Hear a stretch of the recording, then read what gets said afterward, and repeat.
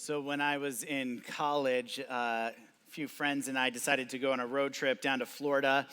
Jumped into my friend's VW Golf, a little hatchback, and set up down the coast. And we made some stops along the way to see some friends and family in D.C. and the Carolinas. And we're driving through like North or South Carolina, and all of a sudden we hear this grinding coming out from underneath the car. And so we pull off and we look, and the catalytic converter had rusted through entirely. And so it's just sagging and dragging along the highway. Fortunately, this car was full of engineering students and architecture students, and so this was a job that we could handle. Unfortunately, this was the era when the world thought that duct tape could fix everything. People took it a little too seriously. This is not our car, but this is what humans tried to do with duct tape in those days, like utility pole, yeah, that'll work. Don't have a babysitter, duct tape's coming to the rescue. This one makes me really nervous, though. If you look out the window of your airplane and you see them fixing the engine with duct tape, get off the plane. So even though the New Jersey Institute of Technology never taught us to put undue faith in duct tape, we put undue faith in duct tape. And so we took a soda can, we cut it open, we wrapped the joint, kind of stiffen it and brace it. We're thinking through this, yeah? Brace it, and then we wrapped the thing in duct tape, and we patted ourselves on the back, and we set off down the road, and about 5 minutes later, we heard a very familiar grinding sound coming from underneath the car. And we pull over and we take a look, and we learned something that day. Maybe you already know this, but duct tape has a melting point. And it's not that high. It's like 200 degrees, which is way lower than what the car got, because we looked and it wasn't like the duct tape kind of like unraveled and failed, but it was as if there was no duct tape there ever. It just like evaporated out of there. And this turned out to be a job that needed much more serious repair, and it needed to actually be taken out and something new put in altogether. And we're here in this series called To Hell with the Hustle. To Hell with the Hustle. And it was really inspired by a couple of books. One of them is actually called To Hell with the Hustle by Jefferson Bethke. And so if you got the postcard or you heard about the series and you're like, that's a really clever title, all credit goes to Jefferson Bethke. However, if you got the postcard or you heard about the series and you said, To Hell with the Hustle? That is an offensive title. You can take it up with Jefferson Bethke.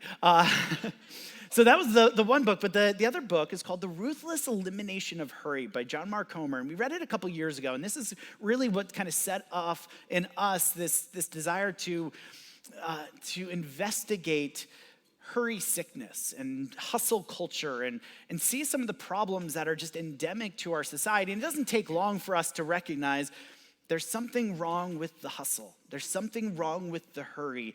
We are all doing it, right? Because you go and you ask somebody how they're doing, they say good, but they throw in the disclaimer, busy, right? How you doing? I'm good, busy, but good, right? Busy, but good. That's our immediate response anymore, and it's just true. We're just busy all the time. I came across this, read this a few weeks ago.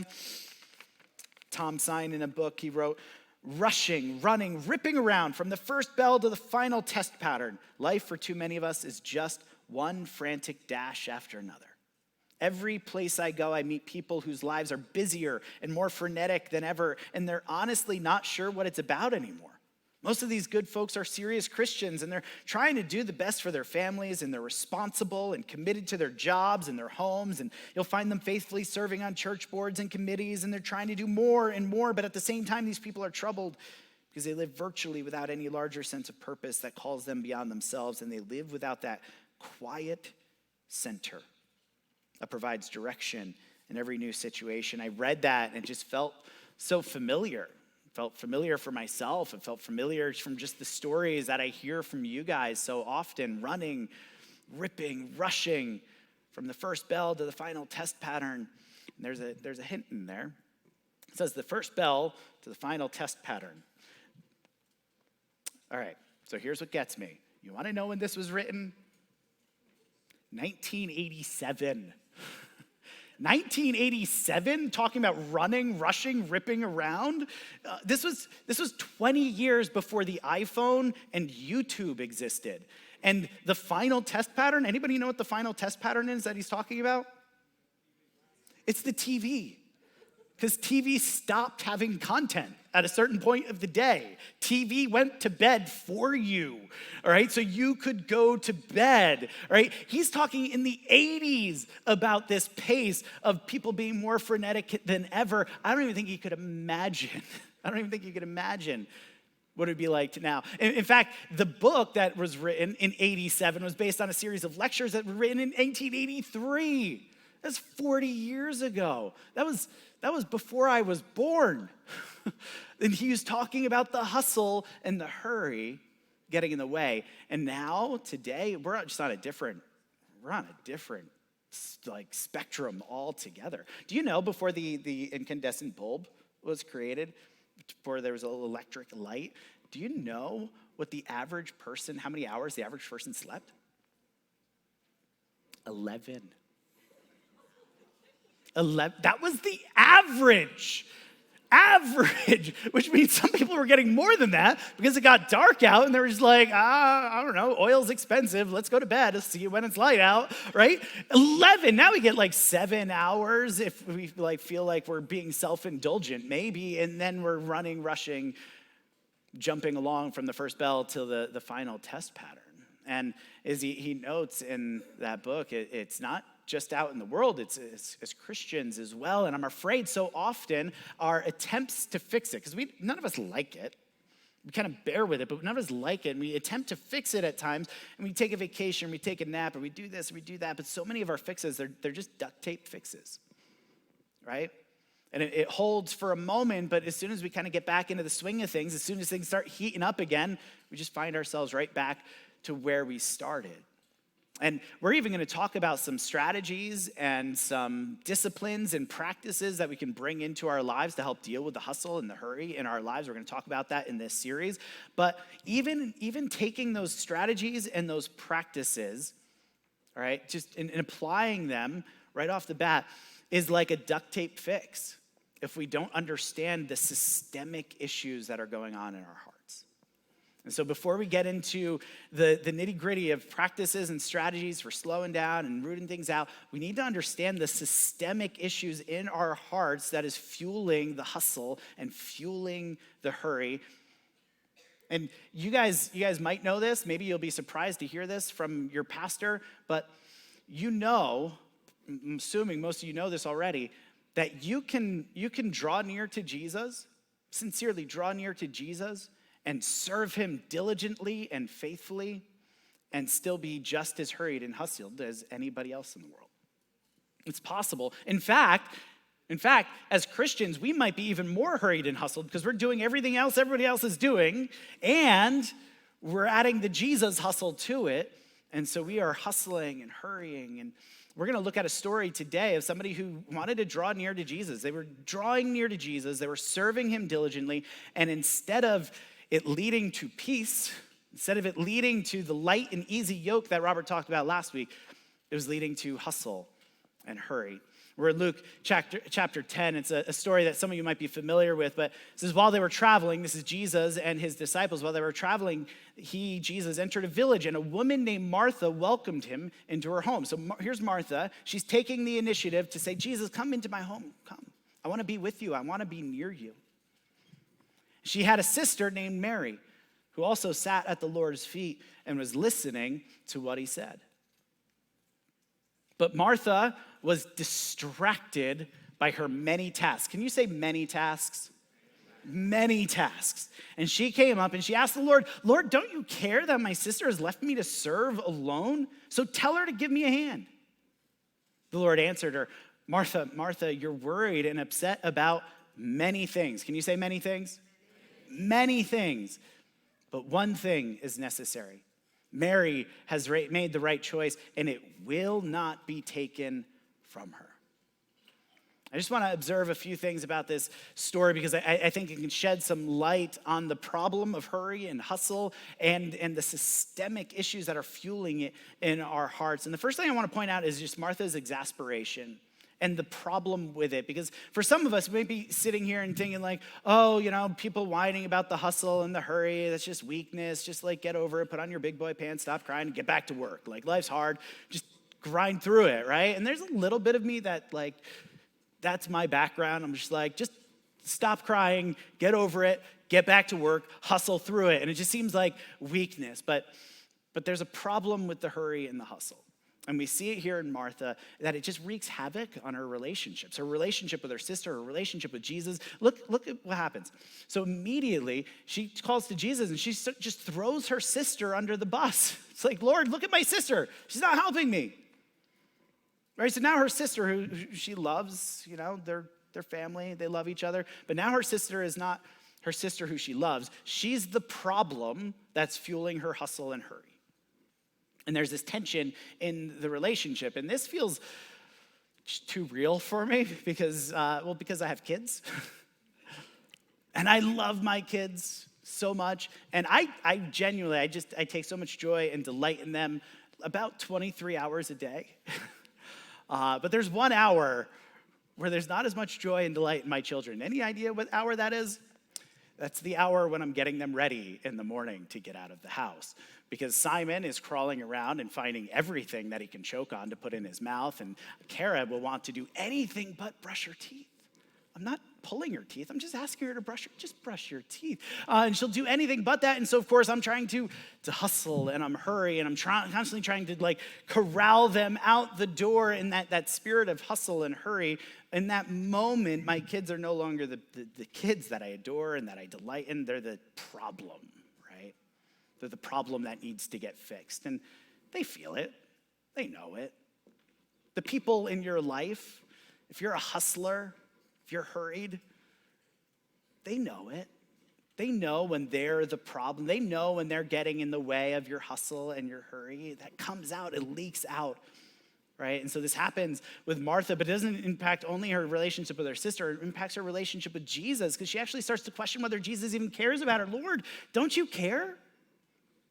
I'm over here, I'm hustling, I'm doing all the right stuff. Don't you even care?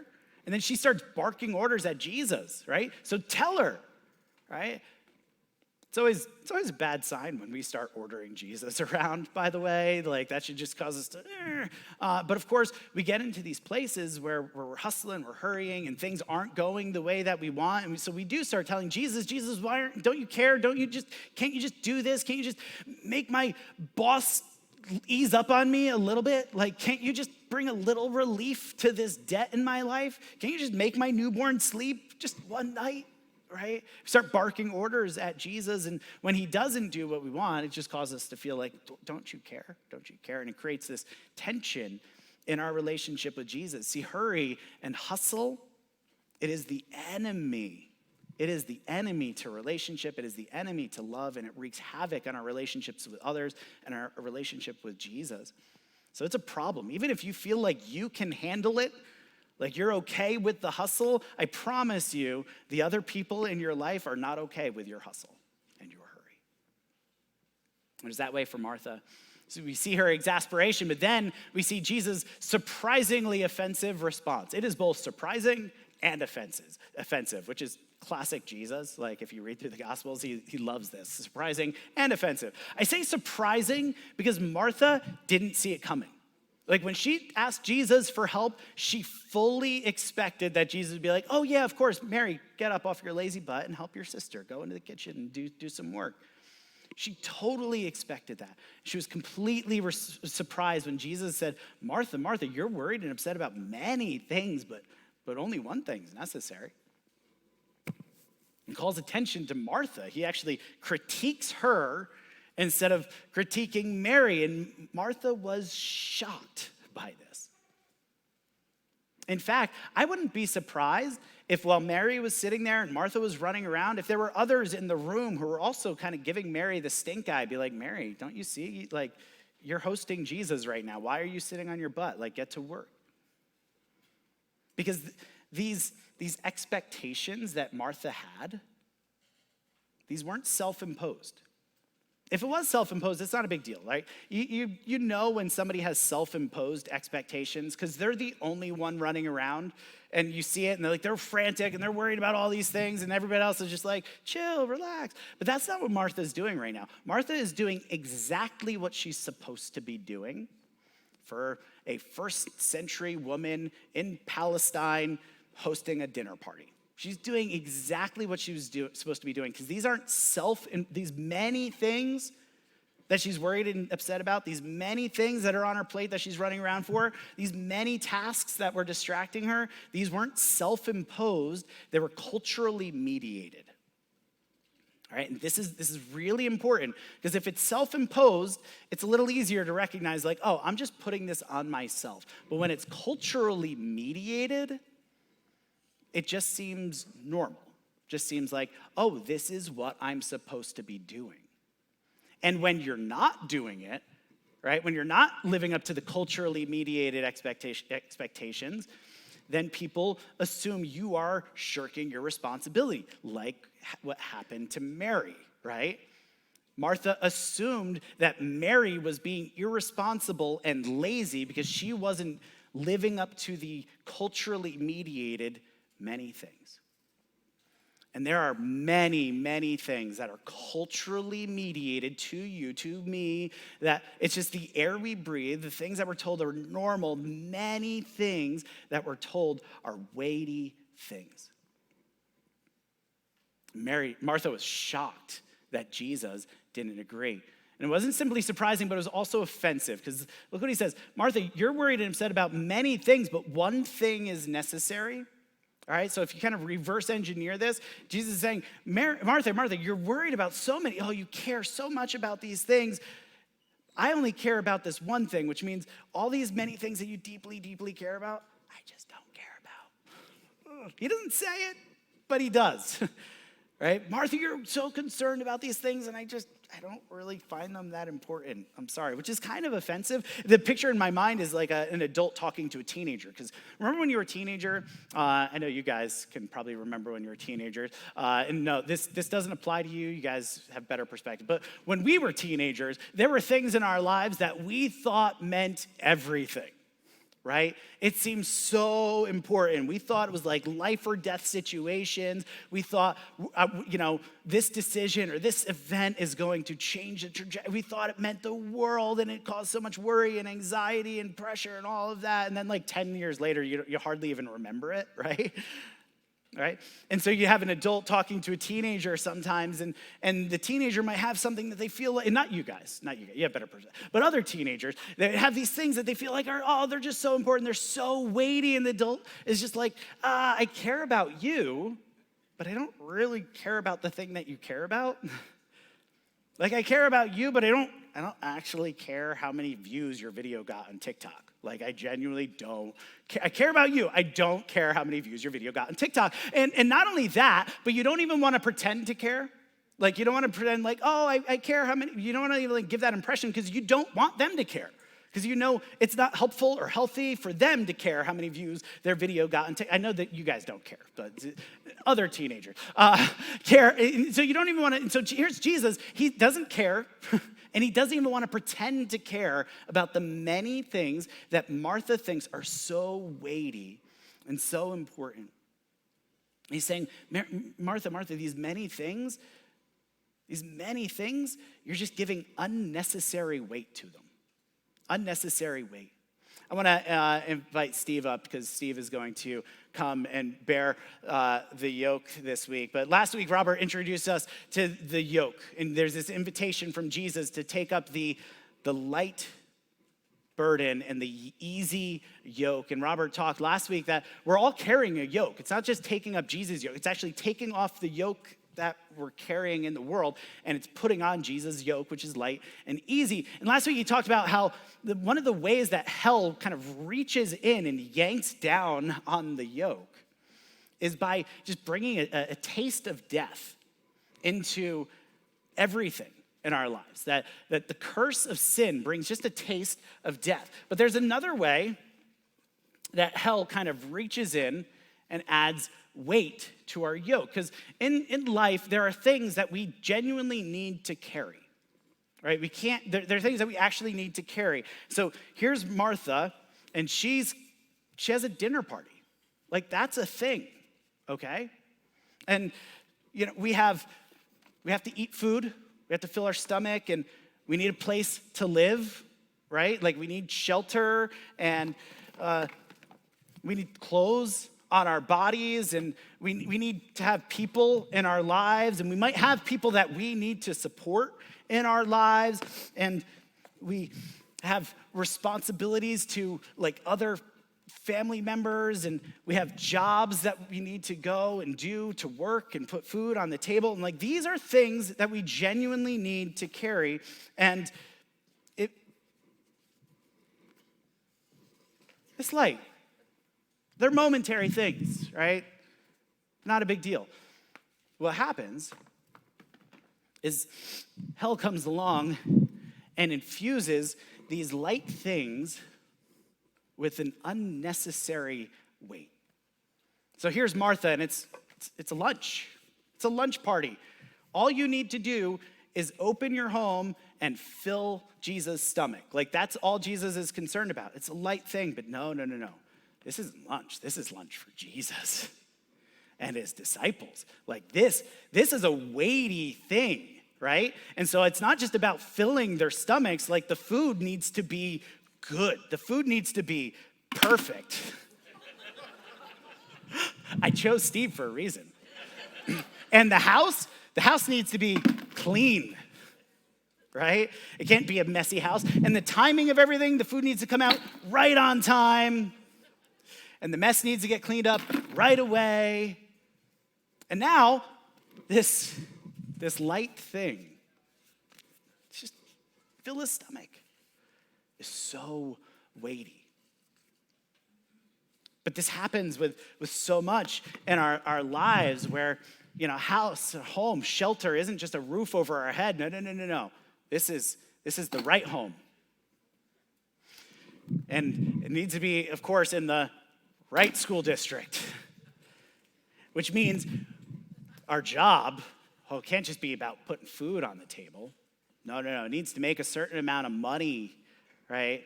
It needs to make a certain amount of money. Not only that, but our job, we don't have jobs anymore. We have careers. Ooh, did you know that the career is a modern invention? Didn't exist 200 years ago. Careers now. This is, instead of just, being a job to go and feed your family. No.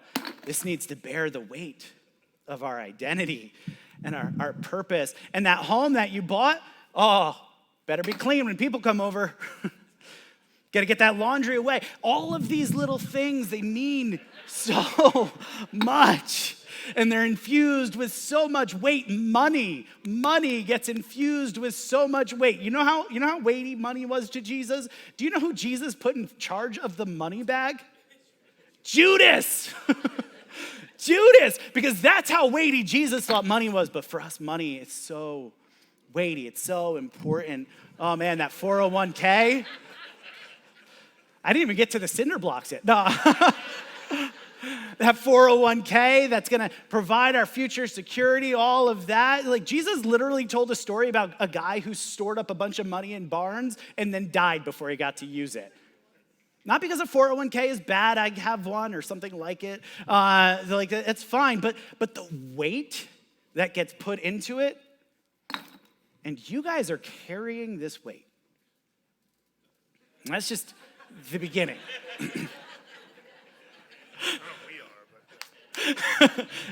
He's carrying this weight, and this is just scratching the surface, because many things get infused with this meaning and significance, where it's not simply bearing the weight of that thing anymore. Now it's bringing our identity, our security, our joy, all of that. Because there's this lie that the world tells us. The lie is that what you are achieving defines you. That's who you are, right? And Jesus comes in and says, I actually don't care.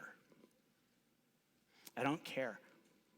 I think, all right, bear with me, because I just want to remind you, this was offensive to Martha, and I think it might be even a little offensive to us, that when Jesus came along and he told Martha, you're worried about these many things that I'm not concerned about, like she took it personal, like she does care about these things. But I actually, if you were to imagine you lost your house, you lost your job, you had to get a job that doesn't pay you nearly what you're worth, and you lost the house and you had to move into a small apartment, you with your kids, maybe if you have kids, move into this small apartment, it's kind of cramped. And it's in like a bad neighborhood, and the schools really are just not that good. And every Christmas from here on out is just kind of lame. And every vacation from here on out is a staycation, because that's what you can afford. If that happened to you tomorrow, I don't think Jesus cares. And he does, but I don't think he cares in the way that we care. For starters, what I just described is how most of humans have lived throughout human history, right? So it's not like something radical. It feels radical to us. But all these things that we would feel like, if that happened to me, if I had to do that with my family, I would feel like a failure. Like even beyond just the material experience of it, which would be hard by our standards, even beyond the material experience of it, there's that deeper sort of feeling of like, oh, I failed. Because these things aren't just bearing the weight of what they are, they're bearing the weight of our souls. And we're carrying this around, and we hustle and we hustle and we hustle. And Jesus says, no. Let's take off that yoke. You can put it down. Whew. Thank you, Steve.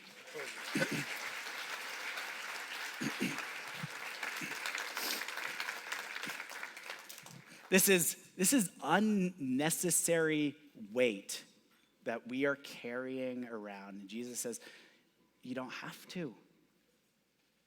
You don't have to. But it's so hard because it just balloons by itself. And you know this, right? The more you care about things, the more things there are to care about. It adds to it. A couple years ago, Lindsay and I, our car broke down, so we needed to get a new car, and we test drove a bunch of different ones. Turns out we liked the car that we had, so we got the same thing, just a slightly newer version, just still older. But we test drove two of them, all right, Subaru Forester. We test drove two of them, and one was, a little newer and had no bells and whistles, and one was a little older, had a few more miles, and had all the bells and whistles. And we test drove that one first. 2015, leather seats, heated seats. We test drove that one. We got back. We got in the other one, put it into drive, and I never took my foot off the brake. I just put it right back in the park. I'm like, we're not going to take this one over the other one. Like, the other one has leather seats and heated seats, and my butt gets warm in the wintertime and all of that. Like, why would I take this one? And the other one's even a little bit cheaper, so it has a few more miles, we'll take that one. So we make this decision, and we felt like, it's even financially sound because it's a little bit cheaper than the other one. So we get that one. But then as we're going through all the paperwork and buying the car, the salesman says, so there's this insurance you can get on the leather seats that you can actually insure them for 5 years for a small fee. And I'm like, oh man, that sounds like a reasonable investment, because the leather seats, like if they get damaged, it's just, Guys, this was not something I was worried about with fabric seats. Like, insuring my seats, this was a new worry that just snuck into my life. And guess who bought the insurance? On the leather seats, which then pushed this car up to the same price as the other car, because I'm a fool. But as we care about these things, all of a sudden there's something more to care about. There's other details, and we just learn more things to care about. And there's more weight. And the weight of it isn't simply the thing in itself anymore. It's carrying the weight of our identity and our personhood, because there's this lie that tells us, hey, what you do, that's what defines you. What you accomplish, that's who you are. That's the measure of a man. That's the measure of a woman. It's a lie that comes from the pit of hell, and it yanks down on this yoke. Jesus says, no. No, let's throw that off. So what's weighty to Jesus? He says one thing. Martha, you're worried, upset about many things, but one thing is necessary. Mary has made the right choice. Mary chose the one thing. She chose the weighty thing, and get this, it will not be taken away from her. I love this promise. Jesus, if you make the right choice, Jesus says he's not going to take that away from you. If you pour yourself into the truly weighty things, he's going to protect that ground for you. It's not going to be taken away from you. So what was the right choice? It says that Mary sat at the Lord's feet and was listening to him. Now, this is an important term. Sat at the Lord's feet. This is a euphemism for discipleship. So like a disciple was somebody who sat at the foot of somebody else, all right? So when it talks about her sitting at the Lord's feet, it's not just simply in that moment she was sitting at the Lord's feet. It was saying that she was in the position of being a disciple of Jesus, which wasn't simply about being a learner. It wasn't simply about being a student. It was about being an apprentice. All right, so a disciple isn't simply a student, it's an apprentice, meaning that the goal of sitting at someone's feet, whether it was a rabbi or is this person or that person, sitting at anyone's feet was about becoming like them. All right, because Jesus doesn't really care so much about what you achieve, but he does care about who you're becoming. He doesn't care about what you achieve. The best thing you're going to achieve in this world, the most impressive things that you're going to achieve in this world, you're going to achieve because of him, through him. He's not impressed with your achievements, but he's very interested in who you are becoming. And here's the scary thing, okay? It's true that what you do does not define you, but what you do is shaping you. So the things that you're pouring yourself into, the many tasks that Martha was doing, the many things that she was worried and upset about, they didn't define her, but they were shaping her. They were turning her into someone. And Jesus is very interested on who you're becoming, not what you're achieving. So we need to take a close look. What are the things that we're doing and how are they shaping? Who are they shaping us into? Are they shaping us into the image of Jesus? And that's kind of like a nebulous thing. What does it look like to look like Jesus? But here's a great way to think about it. In Galatians, we're told that there's fruit that comes out of the Spirit of Jesus in us, called fruit of the Spirit. Love, joy, peace, patience, kindness, goodness, faithfulness, gentleness, self-control. So here's the question I have for you. Are your many tasks and the many things that worry you and upset you, is it producing this kind of fruit in you?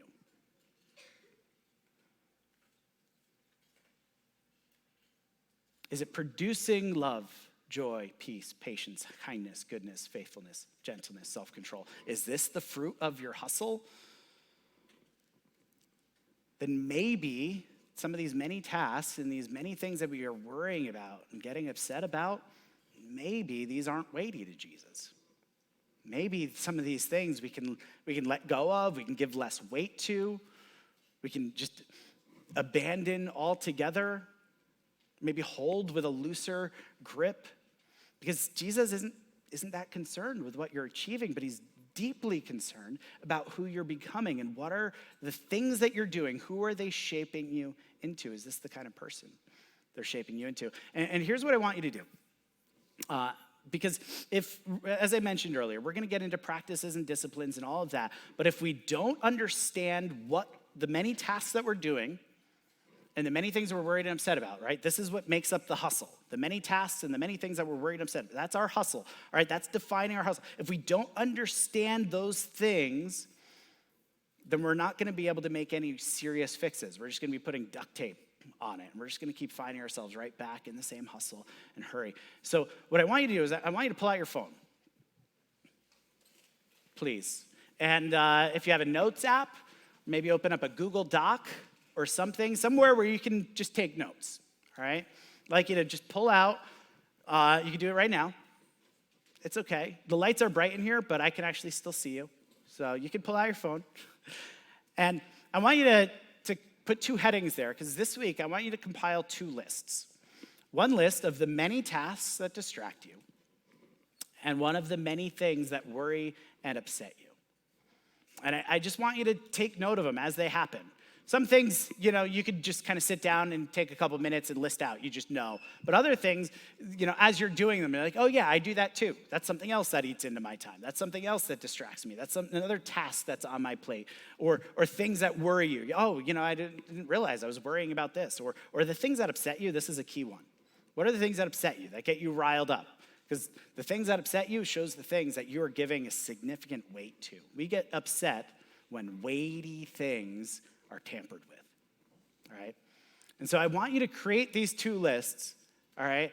And on Friday or Saturday, at the end of the week, I'm going to hold you to this. At the end of the week, I want you to take 10 minutes, no more, just 10 minutes to just look over those lists and ask the question, what are these things shaping me in? Who are these things shaping me into? And am I giving proper weight to these worries, these upsetting things, these tasks, or am I infusing them with unnecessary weight? Because we can't deal with the hustle and the hurry until we come to terms with the weight that we're giving the many things and the many tasks in our lives. But when we do understand these things properly, and we do understand, oh, this is light and momentary. It's like a weight is lifted. I was talking to a friend, Ben. He's a family friend. I've known him my whole life, or he's known me my whole life. He was actually in my parents' youth group when they were youth leaders back in the day, and then he was in their college and career group, and then just became a friend. And so he's been a friend. He and his wife, Linda, have been friends with my family for like forever. Like when he got married, my dad actually hosted the bachelor party for him at our house. I grew up upstate in the country, and there was a cow farm across the street, which is what happens when you grow up in the country. And a cow broke out during the bachelor party, and so which didn't happen. This is like the only time in my life this happened. This was not a normal occurrence. All right, please don't color all of the Hudson Valley like this. But a cow broke free, and so they start to they actually got it, put a rope around, and started leading it. And there's like a long driveway back down to the farm, and something spooked the cow, and it took off. And Ben's foot got caught, and he got dragged down the driveway of it. And so the night before his wedding, my mom was like picking gravel out of his butt with tweezers. That's the kind of family friend that Ben is in our lives. But Ben, he grew up in the church. He grew up a Christian. He and his wife always involved. He played in the worship band, all of that. But he was always just a harsh man. The fruit of the Spirit, not so present in his life. He knew Jesus. He served Jesus. He was close to Jesus, but he was hurried and hustled a lot. And he had a hard job. He was a corrections officer in a prison, and so it's an intense job, and it shaped him a lot. But he held out to this one dream, and man, it held all the weight for him, that he was going to retire early and move to Florida. He talked about it all the time, and he saved his money for it. And his wife actually would retire 2 years after him, so he would tell his wife, that's great, you can come visit me on the weekends until you retire too. But it held so much. It was the weightiest dream in the world for him. And he hustled. And then on April 19th, 2019, he got to retire. And on April 26th, 2019, he had a massive heart attack. And it should have killed him, but it didn't. It didn't. He goes in a couple days later for surgery and realizes that he has spent his life hustling, infusing all of these things with so much weight, and it crushed his heart to the point where it should have killed him. And he, in that moment, said, God, I surrender. I'm going to take this yoke off. I surrender. And he had his surgery, and he came out, and he's healthy. He had a checkup recently, and the doctor's like, your heart is healthier than it was before. You're a new man. It's like you have a new heart. And he said, I have a new heart. And he retired, and instead of going down to Florida, he went to seminary.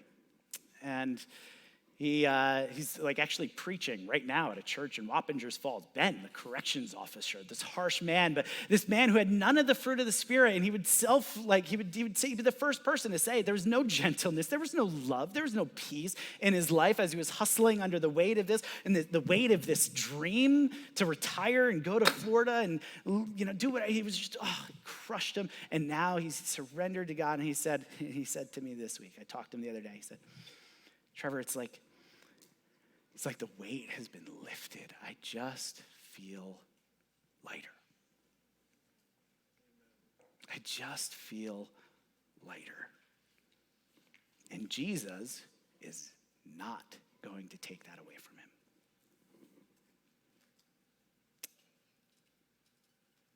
It's my hope and my prayer that you take this charge seriously, because you are under the weight that is unnecessary weight. And if we let it go, we surrender to Jesus, Jesus says that decision will not be taken away from you. Let's pray. Father, we thank you that you are the God of the light burden and the easy yoke. You're the God who cares about us so deeply.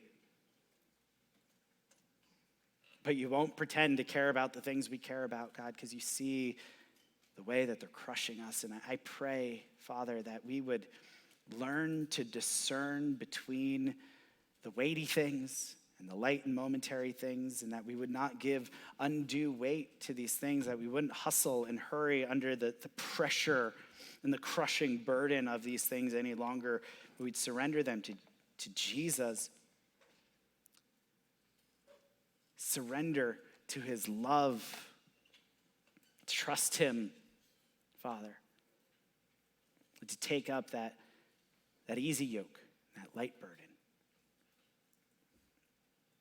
That we would experience joy in your presence, Father, and that you would be glorified increasingly in our lives. We love you. We praise you. In Jesus' name, amen.